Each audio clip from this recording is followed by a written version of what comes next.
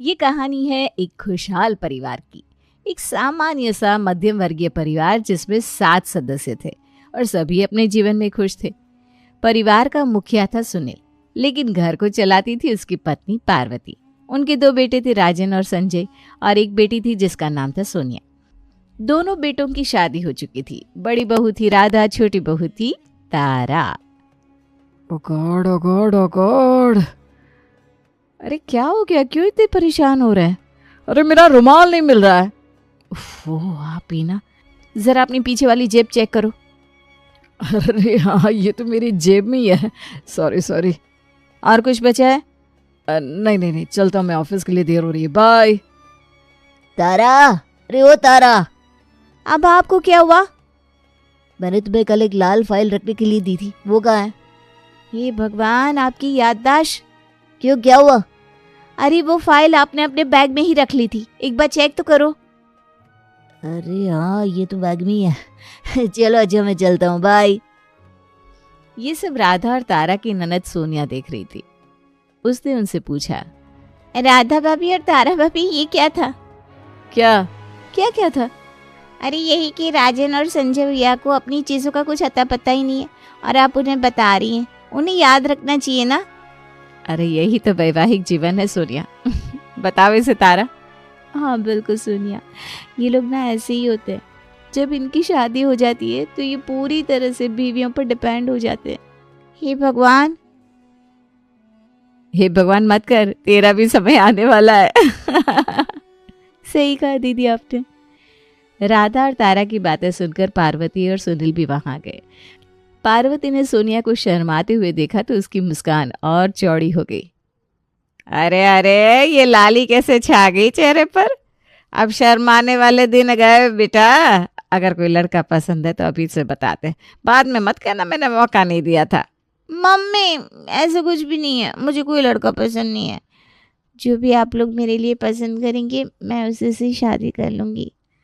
ओहो, मतलब पूरी जिम्मेदारी हमारी। देखो राधा दीदी, कहीं ऐसा ना हो कि हम सोनिया के लिए किसी अंकल टाइप लड़की को पसंद कर लें। हाँ हाँ, और फिर वो हर सुबह सोनिया को उठाकर योगा करवाएगा, गिलोय का काढ़ा पिलाएगा और मंदिर लेकर जाएगा। भाभी, क्या हम लोग भी? अरे तो तू अपनी पसंद बता दे भाभी को, फिर देखती है तेरी भाभी तेरा क्या हाल करती है। मुझे बस एक अच्छा इंसान चाहिए जो मेरी बातों को समझे, घर वालों की इज्जत करे और सबसे बड़ी बात, जो मेरे नखरे उठा सके, ना कि उल्टे मुझे नखरे दिखाए। मतलब तेरे नखरों को सहने वाला कोई बेचारा ढूंढना होगा। सब ठहाके मारकर हंसने लगे। तभी दरवाजे पर एक भारी आवाज गूंजी। अरे क्या हो रहा है भाई? इतनी हंसी ठिठोली किस खुशी में चल रही है? सबने दरवाजे की तरफ देखा। यामिनी बुआ लाल गुलाबी साड़ी में, सिर पर पल्लू रखे, हाथ में बड़ा सा पर्स पकड़े, अंदर दन दनाते हुए आई। क्या बात है, मुझे बिना बता इतनी मजेदार मीटिंग चल रही है?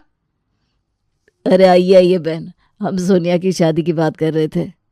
बस इतनी छोटी सी बात। मेरी प्यारी भतीजी के लिए लड़का ढूंढने का काम तो मैं खुद करूंगी। बुआ, लड़का ऐसा हो जो सोनिया को अच्छे से संभाल सके। अरे चिंता मत कर, ऐसा लड़का ढूंढूंगी कि जब बारात आएगी तो पूरा मोहल्ला देखता रह जाएगा। ठीक है यामिनी, अगर तूने वाकई ऐसा लड़का ढूंढ लिया तो मैं तुझे इनाम दूंगा। बस इनाम तो मुझे मिल ही जाएगा, लेकिन मेरी भतीजी का रिश्ता मैं ऐसी जगह कराऊंगी कि सब बस वाह वाह करे। सब यामिनी की जोश से भरी बातों को सुनकर मुस्कुरा रहे थे, लेकिन सोनिया का दिल अंदर ही अंदर घबराने लगा। आखिर बुआ किसके लिए रिश्ता लाने वाली थी? क्या बात है, किस सोच में डूब गई अपने सपनों के राजकुमार के? अरे नहीं नहीं बुआ, मैं तो बस यूं ही। अरे उसे छोड़ो, तुम मेरे साथ जरा कमरे में आओ, कुछ बात करनी है। हाँ चलिए भैया। सुनील यामिनी को अकेले में लेकर गया और गंभीरता से बोला। यामिनी, तुम कह रही हो कि सोनिया के लिए अच्छा लड़का ढूंढोगी, पर क्या तुम्हारे पास सच में कोई अच्छा लड़का है? अरे घबराओ मत भैया, मैंने तो पहले ही एक अच्छे लड़के का नाम ढूंढ लिया है। वो मेरी एक जान पहचान में है रीमा, उसका ज़बरदस्त लड़का है, बिल्कुल फर्स्ट क्लास। अच्छा अच्छा, तो फिर उसे मिलाने की बात करो, देखता हूँ। हाँ, पहले एक बार जाकर उनसे बात कर लो, कहीं पता चले उन्होंने पहले ही कोई लड़की देख रखी हो। इसलिए एक बार ये क्लियर हो जाए फिर मैं बुला लूँगी यहाँ। ठीक है बहना, ज़रा जल्दी करना। इसके बाद यामिनी रीमा के घर जा पहुंची। रीमा और उसके पति प्रदीप ने गर्मजोशी से उसका स्वागत किया। अरे आओ आओ यामिनी, कैसी हो? बड़े दिनों बाद आना हुआ।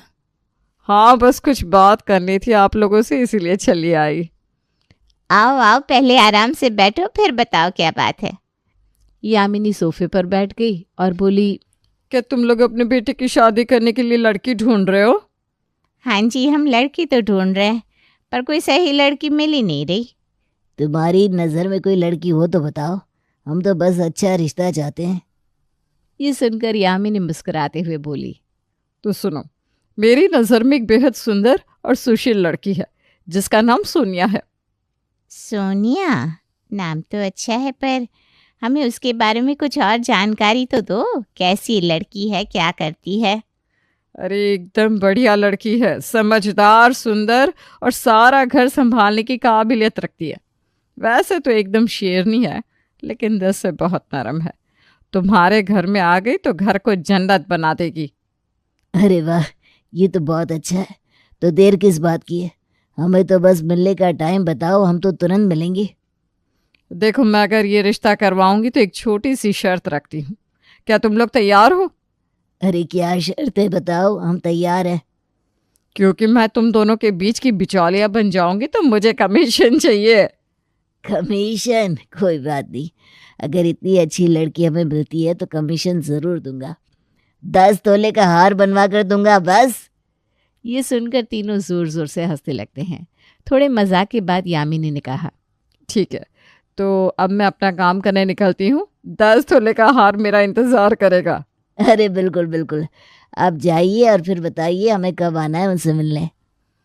यामिनी रीमा और प्रदीप के घर से निकलकर अपने भाई के घर वापस आई। वहां पहुंचकर उसने सबको खुशखबरी दी। भैया, सोनिया के लिए मैंने एक बहुत ही अच्छा लड़का ढूंढ लिया है। उसका नाम गगन है और वो एकदम आला दर्जे का लड़का है। उससे शादी होगी तो अपनी सोनिया राज करेगी, राज। सुनकर सुनील और पार्वती दोनों ही खुशी से झूम उठे। वाह यामिनी, तुमने तो कमाल कर दिया। हमें तो बस अब फौरन गगन से मिलवाओ। हाँ बिल्कुल, हमें बस उससे मिलाओ। हम नहीं चाहते कि अच्छा मौका और अच्छा लड़का हाथ से निकल जाए। अरे लेकिन मैंने अगर ये रिश्ता करवा दिया तो मुझे क्या मिलेगा? तुम क्या चाहती हो ये बता दो बस। कुछ भी अच्छा सा। गाड़ी? ठीक है, गाड़ी तो बनती है। इस तरह यामिनी ने चिकनी चुपड़ी बातें करके दोनों परिवारों को आपस में मिलने पर मजबूर कर दिया और आखिर वो दिन आ गया जब दोनों परिवारों की मुलाकात हुई। सबसे पहले गगन का पूरा परिवार सुनील के घर आया। जब गगन, उसके माता पिता और यामिनी घर में दाखिल हुए तो सोनिया ने उन्हें देखा। गगन ने मुस्कुराते हुए सोनिया को देखा और हल्की सी मुस्कान दी। नमस्ते सोनिया। नमस्ते। मुलाकात के दौरान गगन के माता पिता और सुनील के परिवार ने एक दूसरे से हाथ मिलाया। बातचीत का सिलसिला शुरू हुआ। गगन, क्या करते हो तुम बेटा? जी मैं एक सॉफ्टवेयर इंजीनियर हूँ। वाह, ये तो बहुत अच्छा है। क्या तुम किसी शहर में रहते हो? जी हाँ, दिल्ली में, लेकिन अब मैं अपने पेरेंट्स के साथ यहीं रहने आया हूँ। बातों बातों में समय कैसे बीत गया ये किसी को पता ही नहीं चला। सोनिया को गगन की बातों में दिलचस्पी महसूस होने लगी थी। गगन ने भी सोनिया को अपनी पसंद की बातें बताई और दोनों के बीच अच्छी समझ बन गई। सोनिया को देखने के बाद गगन का परिवार बेहद खुश नजर आ रहा था। लड़का लड़की दोनों एक दूसरे को देखकर मुस्कुरा रहे थे। बातचीत में हंसी मजाक भी हो रहा था। सोनिया बिटिया बहुत ही सुंदर और सुशील है। हमें तो रिश्ता बहुत पसंद आया। हमें भी गगन बहुत अच्छा लगा। अब आगे की रस्म जल्दी से तय कर लेते हैं। बिल्कुल बिल्कुल, जल्दी से पंडित जी से बात करके शुभ मुहूर्त निकलवा लेते हैं। सब कुछ बहुत अच्छा लग रहा था। कुछ देर बाद गगन का परिवार विदा हो गया और सुनील के घर में मिठाइयाँ बंटने लगी। सोनिया, तुझे गगन पसंद आया ना? हमें अच्छा लगा, बाकी जैसा आप लोगों को सही लगे। अरे चल झूठी, नाटक कर रही है। जैसा आप लोगों को सही लगे। साफ साफ बोलना कि लड़का पसंद आ गया है और उसी से शादी करूंगी। ठीक है, ऐसे ही समझ लो। भाई बहन के बीच की नोक झोंक सुनकर सब हंसने लगे, लेकिन असली खेल तो रात में शुरू हुआ। सभी लोग अपने अपने कमरों में जा चुके थे। यामिनी अपने कमरे में बैठे अपने पति से फ़ोन पर बातें कर रही थी। तभी वहां से गुजर रही राधा के कानों में उनकी बातें पड़ गई। देखो जी, मैंने दोनों तरफ से बढ़िया पार्टी सेट कर दी है। गगन और सोनिया में तो कमियां ही कमियां है लेकिन किसी को पता नहीं लगने दिया। अरे वो कैसे? बस अपनी मीठी मीठी बातों से सबको घुमा दिया।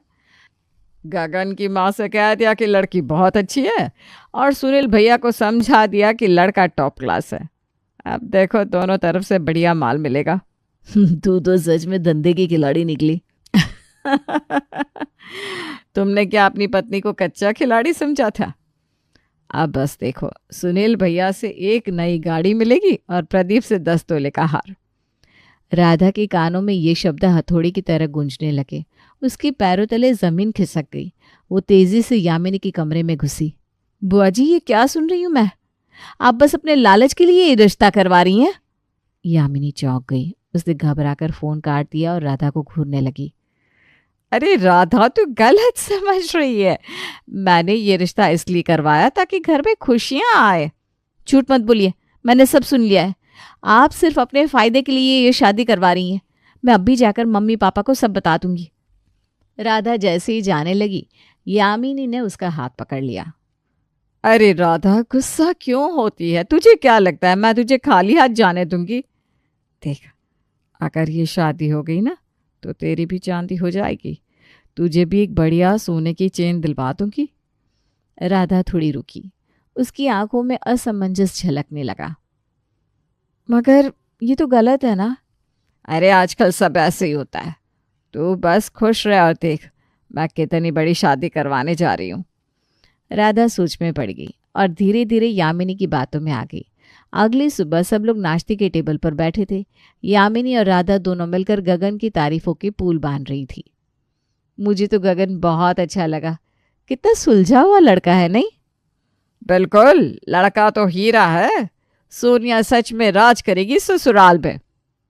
हाँ, उम्मीद तो यही है। सब लोग हंसने लगे, लेकिन तभी तारा ने अपनी बात रख दी।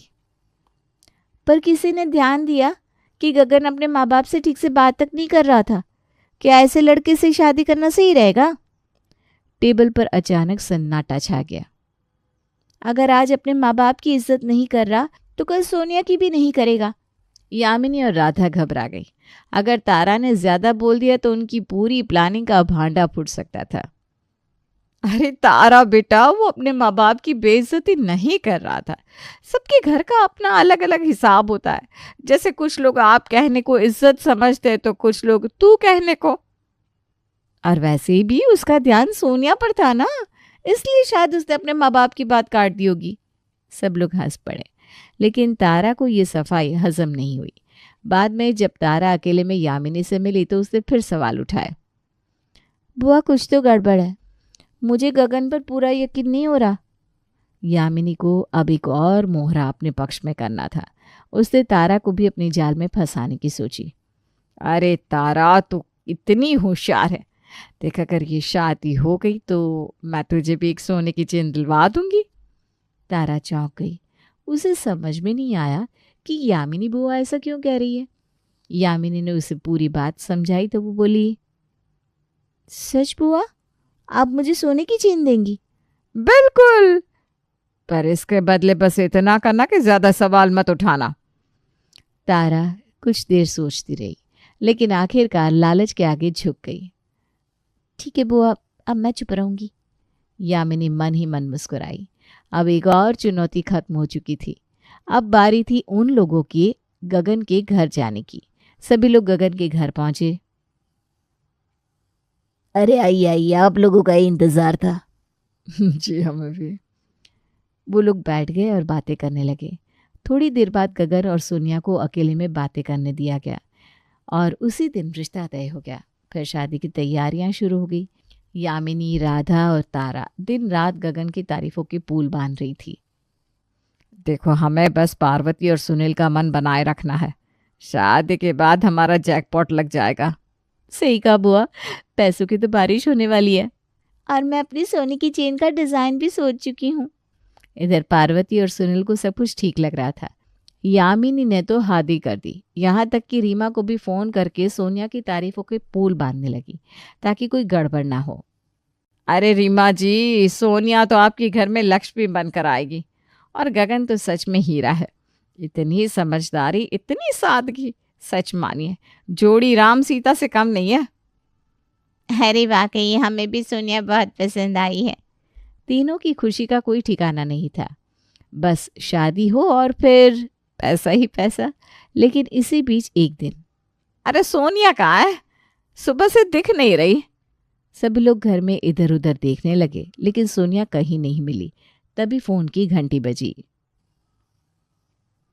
सुनील जी, गगन घर पर नहीं है, ना उसका फोन लग रहा है। आपको कुछ मालूम है क्या? क्या गगन भी गायब है? अब तो घर में हड़कंप मच गया। हर कोई भाग दौड़ करने लगा।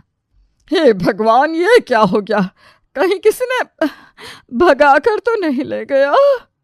अरे कोई ढूंढो उन्हें, मेरी सोने की चूड़ियां अधर में लटक गई। सब लोग ढूंढने में लग गए। तभी एक और कॉल आया। गगन और सोनिया हमें कोर्ट में मिले हैं। उन्होंने शादी कर ली है। ये सुनकर सभी को जैसे 440 वोल्ट का झटका लगा। सभी लोग दौड़कर कोर्ट पहुंचे और वहां गगन और तारा को वरमाला पहने देखा। हे राम, ये क्या कर दिया तुमने? गगन, ये क्या किया तुमने और क्यों किया? तुम्हारी शादी तो कुछ समय में होने ही वाली थी। ओह, वो रिश्ता जो तुम लोगों ने लालच में तय किया था। हाँ, मुझे तुम्हारी साजिश का पूरा पता चल गया था बुआ जी। अरे सोनिया बेटा, कैसी बातें कर रही हो? मैंने तो तुम्हारी खुशी के लिए ये रिश्ता तय करवाया था। खुशी के लिए या अपने लालच के लिए? तुम तो गगन के पापा से कमीशन और मेरे पापा से कार लेने वाली थी ना। यामिनी, राधा और तारा के चेहरे का रंग उड़ गया। अब समझ में आया कि तुम लोग गगन की जबरदस्त तारीफ क्यों कर रही थी। हमें तो सच में लगा था कि लड़का बहुत अच्छा है, पर असलियत कुछ और थी। सभी लोग यामिनी को घूरने लगे। धोखा दिया तुमने हमें यामिनी।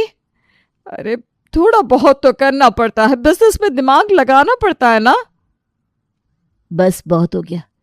सच तो यह है कि सोनिया और मैं एक दूसरे को पहले से पसंद करते थे, लेकिन परिवार के दबाव में चुप थे। लेकिन जब हमें तुम्हारी साजिश का पता चला तो हमने अपनी शादी खुद करने का फैसला किया।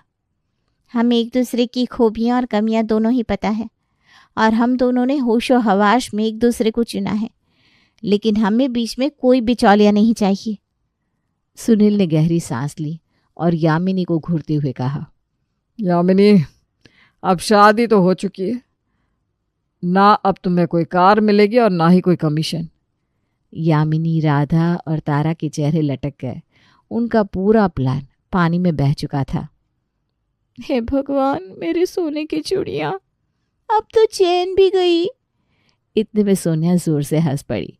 फिर गगन और फिर पूरा घर।